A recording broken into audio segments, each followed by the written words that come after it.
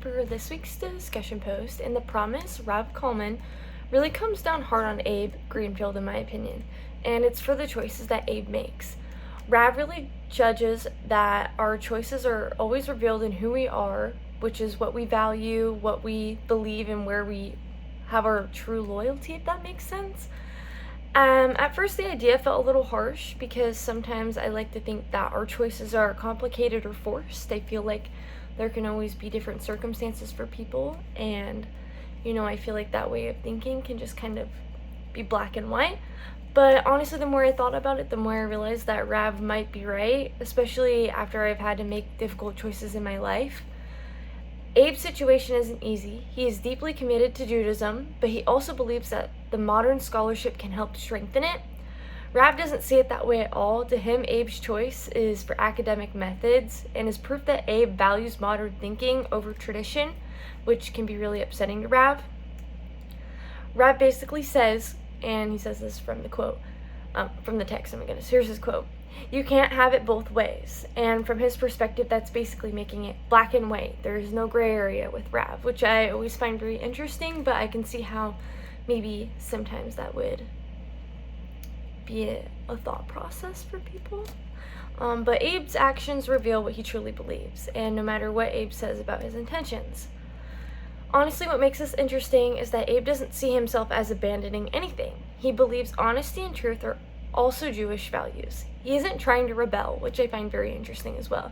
He's trying to be faithful in a way that makes sense in the modern world. Tension really stuck with me because it shows how choices can mean very different things depending on who's looking at them. Again, going back to the black and white and then that gray area, I feel like for some people it would be more of a gray area, but for Rav it was a very clear black and white. Honestly, but the idea kind of hit close to home for me when I had to make a hard choice of my own. I was in a situation where speaking up would have been uncomfortable and staying quiet would have been much easier. I've always struggled with that personally. I know a lot of people in college also struggle with it. I think as you get older and kind of expose yourself more to that, then it makes it a little easier. But I don't think anyone would blame me for being silent, but I knew if I did and go along with it, that it truly wouldn't be something that I agree with myself, which I feel like in the long term, from personal experience, when you sit there and you make a decision that you didn't really feel was right in your heart, even though it was hard, you have to live with that. And it just kind of kept making me think about Rav and his belief that not choosing is still a choice.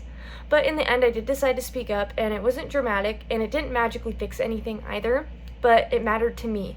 It showed me something that I could do about myself. I could speak up for myself when I needed to, even though it was uncomfortable, and I feel like that is a very important life skill to have, is to do what's right for you. But I cared more about being honest than about being comfortable, again, going back to that. But at the same time, Rav also challenged how I think about decisions. He reminded me that choices don't just reveal who we are, they shape who we become, which I absolutely can agree with as well. Abe's choices slowly changed his relationships, his reputation, and his future. And realizing that made my own choices feel heavier. I feel like sometimes we just go through the motions of life and it's easier to make a choice and not really feel the full weight and consequences behind what come from it. But anyway, I thought this discussion was really interesting to me, and it really challenged my thinking with my choices and the black and white and gray area and how people think. Anyway, thank you so much.